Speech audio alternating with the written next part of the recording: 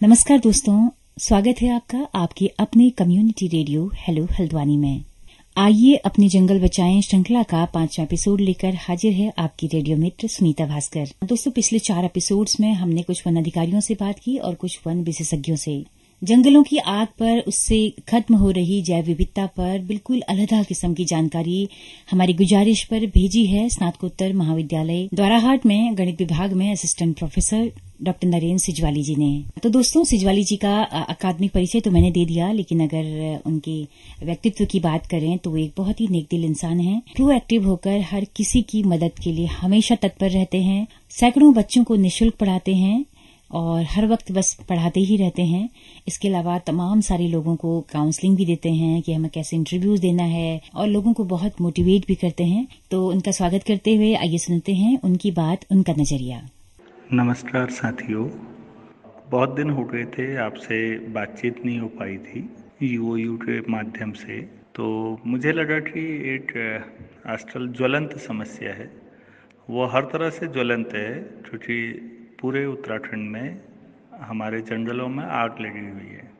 मैं इस फील्ड में कोई एक्सपर्ट तो हूँ नहीं, लेकिन कुछ साल पहले एटीआई नैनीताल में एक कार्यशाला का आयोजन हुआ था 3 दिवसीय, तो मैं भी उसमें पार्टिसिपेंट था।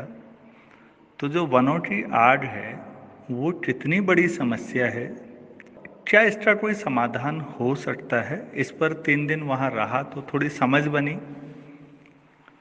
लगा कि एक बार बातचीत की जाए अपने साथियों से, और हो सकता है समाधान नहीं लेकिन अवेयरनेस में ही कुछ मदद मिले।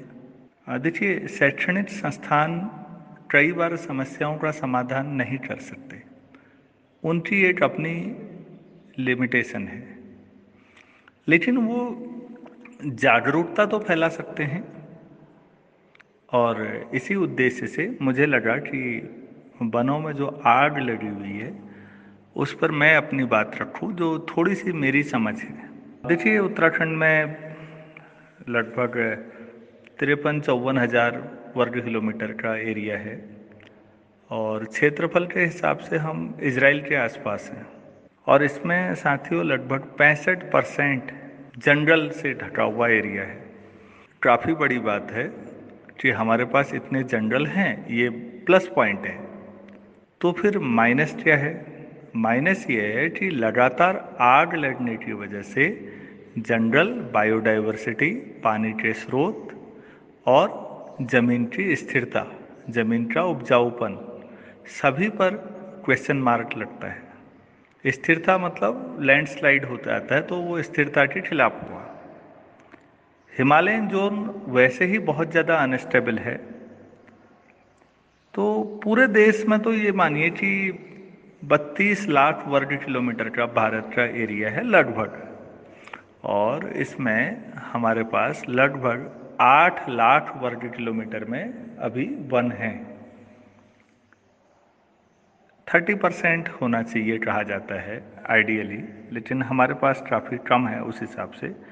हाँ, हमारे राज्य के हिसाब से सोचें तो हमारे पास ज़्यादा है, बल्कि इसीलिए हम कार्बन क्रेडिट की बात करते हैं। इसका मतलब क्या है, मैं पहले आपको समझाऊं। देखिए, दुनिया में बहुत सारी जगह औद्योगिकरण इतना ज़्यादा हुआ है कि वहाँ जंगल बहुत कम रह गए हैं और जहरीली गैसें बहुत ज़्यादा निकलती हैं। वो गैसेज भी हैं जो ग्लोबल वार्मिंग के लिए जिम्मेदार हैं। अब इन गैसेज को कौन सोखेगा, आप इस पे सोचिए। आप सरल शब्दों में हाई स्कूल तक के बच्चों को समझा सकते हैं।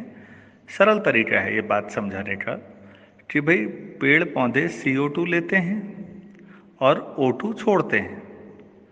तो CO2 गई पेड़ के पास और O2 बाहर आई, तो C कहाँ रहा, कार्बन कहाँ गया?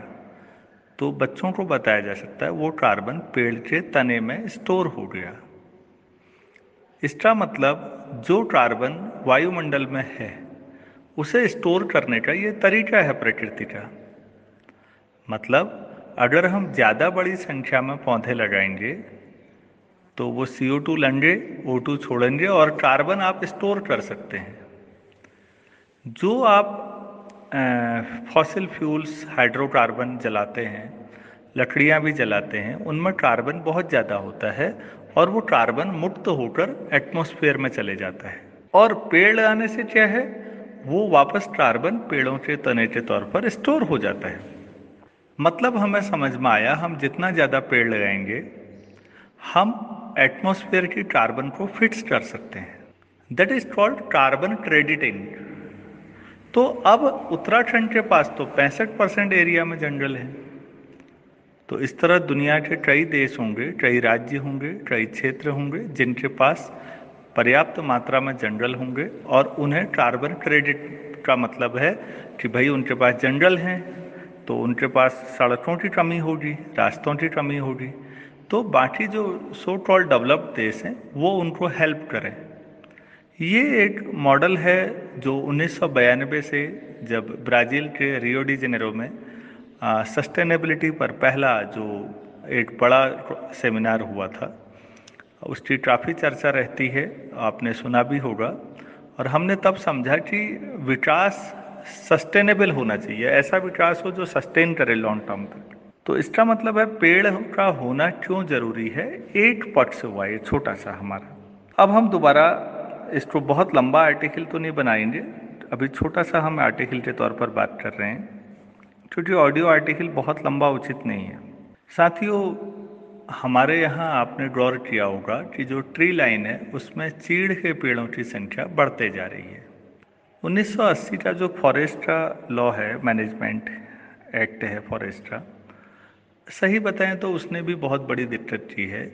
उसने समय के साथ जनता को जंगलों से के सरोकार हटा लिए हैं।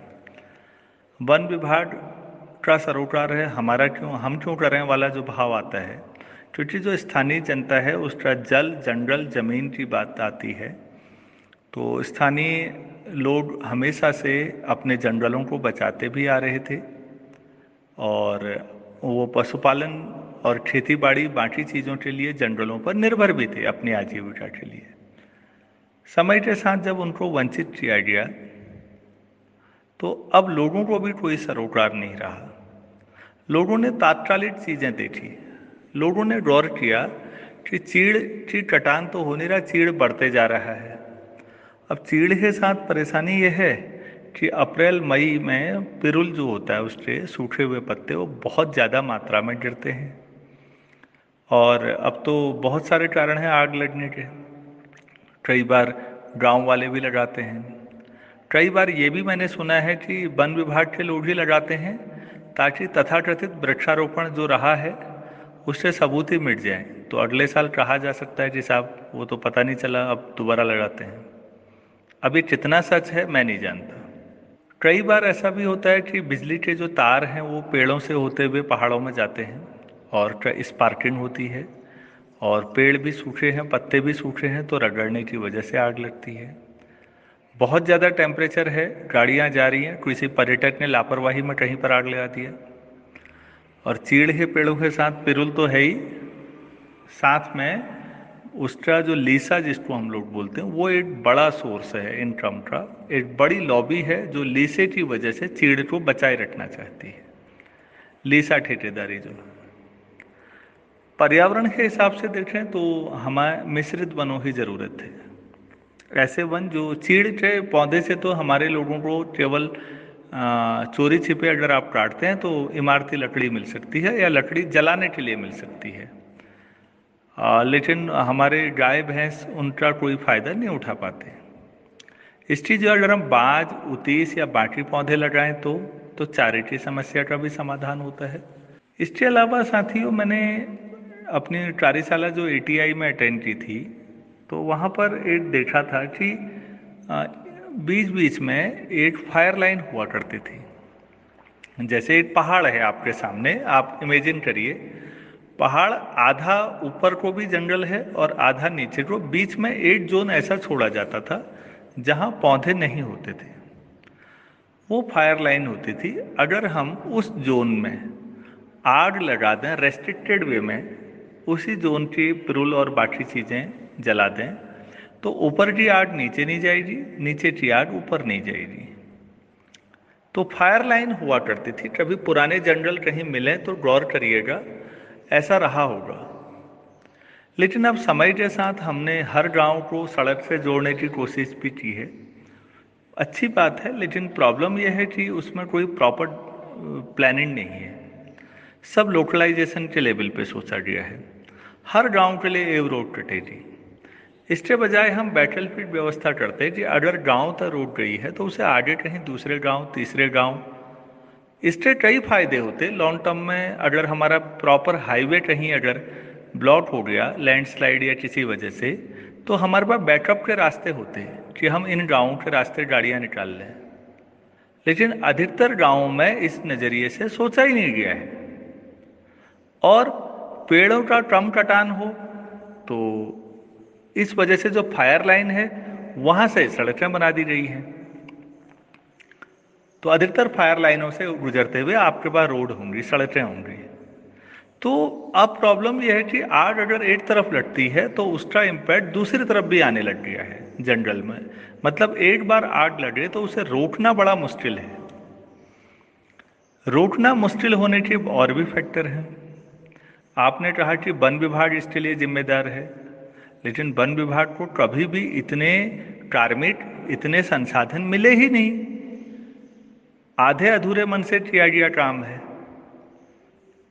पर्यावरण संरक्षण के लिए भारतीय जितने भाषण देते हैं, जमीनी हकीकत में काम उसके मुकाबले बहुत कम है। सरकारी सपोर्ट तो नाम मात्र का होता है। आग लगती है, मैं आज ही के समाचार पत्रों में पढ़ा था, अब जाके बजट मिला है जब लगभग अल्मोड़ा जिले का अधिकतर जंगल जल चुके हैं। तो अब बजट मिला है कि आग कम से कम कैसे लगे। तो इसमें दोष आप देखेंगे तो वो समाज का भी दिखेगा, सरकार का भी दिखेगा। समाज का एक वर्ग है जो आग लगाता है, उसे लगता है कि जो जंगल जलेंगे तो राख बनेगी, बरसात होगी, तो उसके बाद फिर आग दोबारा घास बढ़िया उगेगी। ये तात्कालिक सोच है, तात्कालिक फायदे की बात है।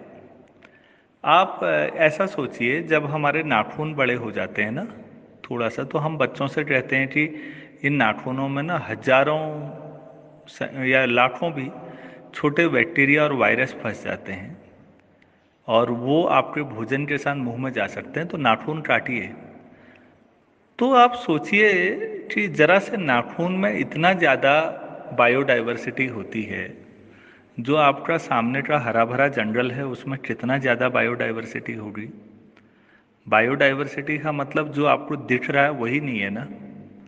जो आपको दिख रहा है वो तो आपकी आंखों की लिमिटेशन है।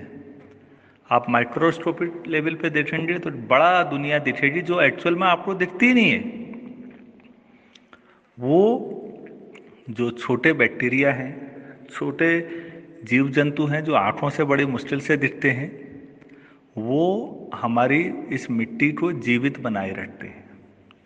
मिट्टी डेड ऑब्जेक्ट नहीं है।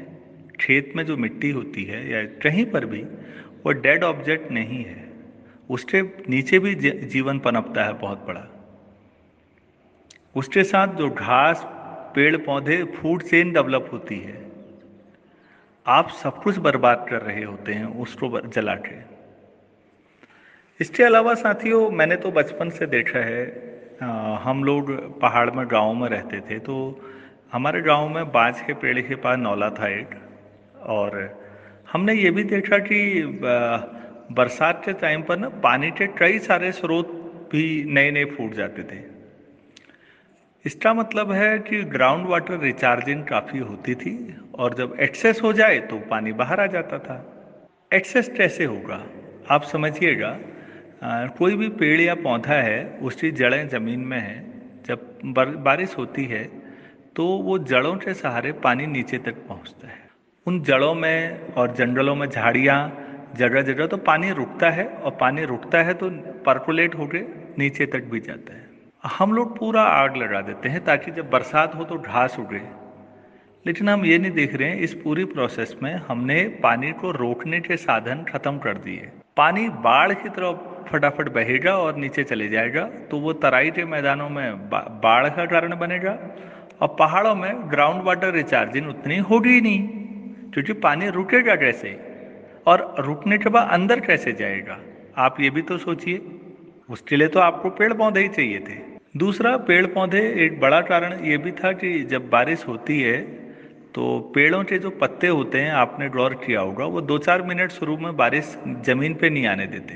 हम लोग भी बारिश शुरू होते ही थोड़ी देर पेड़ के नीचे खड़े होकर बच सकते हैं। आप इसको ऐसे समझिए कि जो बारिश की बूंदें इतनी तेजी से आती हैं, वो पेड़ के पत्तों से टकरा के उनकी वेलोसिटी शून्य हो जाती है। अब जब वो पेड़ के पत्ते से दोबारा नीचे जमीन पर गिरते हैं तो उनकी स्पीड बहुत कम होती है। अगर पेड़ ना हो तो सोचिए उतने ऊपर से जो स्पीड से आ रहे हैं, तो बूंदें बहुत तेजी से गिरती हैं और हर बूंद जहाँ पर गिरती है कुछ मिट्टी उछाल देती है। इसको हम सॉइल इरोजन की तरह समझ सकते हैं कि धीरे धीरे धीरे मिट्टी वहाँ से बहते जाएगी और मिट्टी की जो एक परत है उसे बनने में दशकों लगते हैं, शताब्दियाँ भी लगती हैं। 1 या 2 सेंटीमीटर की परत, हम लोग ये पढ़ते थे। तो जो उपजाऊ मिट्टी वाला हिस्सा है ऊपर की परत, वो सब निकल जाता है। वो कब रहता? जब हमारे पास ढेर सारी घास होती जंगल में, घास की जो जड़ें हैं वो उन्हें बांधे रखती, पेड़ पौधे होते, हरियाली होती और चौड़ी पत्ती वाले पौधे होते तो स्पीड भी कम होती। अब आपने ये सब कुछ भी नहीं रखा, तो वो सब बहा के ले जाना है और हर साल लैंडस्लाइडिंग जोन आप देख रहे हैं बढ़ते जा रहे होंगे। जहाँ कभी लैंडस्लाइडिंग नहीं हुआ वहाँ भी शुरू हुआ होगा। आप सोचिएगा कि आप इसे रोकने में कितनी भूमिका निभा सकते हैं। कुछ तो आप भी निभा ही सकते हैं ना। और अगर हर व्यक्ति इस बात को सोचे, क्योंकि प्रॉब्लम जितनी बड़ी है साथियों, हमें पूरी बातचीत की ज़रूरत नहीं है। पूरा ज्ञान लेने के बजाय कर्म करना महत्वपूर्ण लगता है मुझे, कि इतना सारा ज्ञान समेटने के बाद अगर आप कर्म नहीं करते हैं उस लायक, आप एक पौधा भी नहीं लगा पाते या आप कहीं पर आग बुझा नहीं पा रहे हैं, तो फिर इस ज्ञान का भी कोई मतलब नहीं है। अगर देखिए, इस पूरी समस्या पर विशेषज्ञों के तमाम वक्तव्य हैं। मैं तो केवल इतनी अपील करना चाहूँगा कि अपने आसपास आप छोटा सा प्रभाव डाल सकते हैं, लोकल लेवल पे, अपने नेबरहुड में, अपनी पड़ोस में। कोई भी व्यक्ति इतना महान नहीं है कि पूरी दुनिया पर प्रभाव डाले। दुनिया में हर जगह जंगल काटे जा रहे हैं। आपने ब्राजील के राष्ट्रपति बोल्सोनारो साहब के बारे में सुना होगा। उन्होंने अमेजन के घने जंगल कटवाने शुरू कर दिए हैं पिछले कुछ सालों में। बड़े लेवल पे काटे जा रहे हैं। हम नहीं रोक सकते, वो एक स्वतंत्र देश के राष्ट्रपति हैं, वो अलग देश है। तो कोई बात नहीं, हम अपने गांव में तो काम कर ही सकते हैं ना, इससे तो मना नहीं किया किसी ने। तो अगर छोटा छोटा, जैसे एक एक बूंद थोड़ा थोड़ा मिट्टी बहा ले जाती है और पूरी बारिश पूरा पहाड़ बहा रही है, तो वैसे ही एक एक आदमी के प्रयास से कुछ तो सार्थक होगा। मैं उम्मीद करता हूँ कि इस बातचीत से अगर हमारे कुछ भी साथियों को थोड़ा सा प्रेरणा मिली होगी, तो इस बार हम प्रयास करेंगे कि हम आज की घटनाएं जितनी अब हो चुकी हैं वो तो हो चुकी हैं, जो नहीं हुई हैं उन्हें ना होने दें, और हो गई हैं तो उनका इम्पैक्ट न्यूनतम करें और प्रयास करें लोगों को, अपने आसपास के दायरे को अगर समझाएं कि हम थोड़ा थोड़ा करके भी बहुत कुछ कर सकते हैं।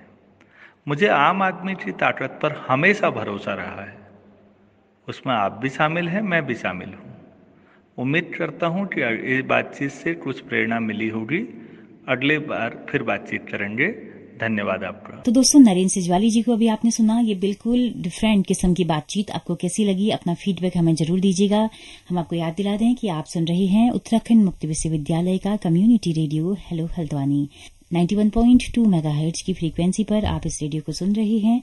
तो अगले कार्यक्रम पर जाने से पहले हम आपको बता दें कि हमारा रेडियो एक कम्युनिटी रेडियो है, जिसकी पहुंच रेडियो में केवल हल्द्वानी शहर तक है। लेकिन दोस्तों, आप कहीं भी हों, हमारे YouTube चैनल के जरिए आप इन कार्यक्रमों को सुन सकते हैं। अपना फीडबैक हमें जरूर दीजिएगा। अंत में हम सिजवाली जी का बहुत शुक्रिया अदा करते हैं कि हमारी एक बुलावे पर वो अपनी रिकॉर्डिंग समय भेज देते हैं। उनकी इस उदार दिली के लिए हम उनका शुक्रिया अदा करते हैं। और इसी के साथ अपनी रेडियो मित्र सुनीता भास्कर को दीजिए इजाजत। नमस्कार।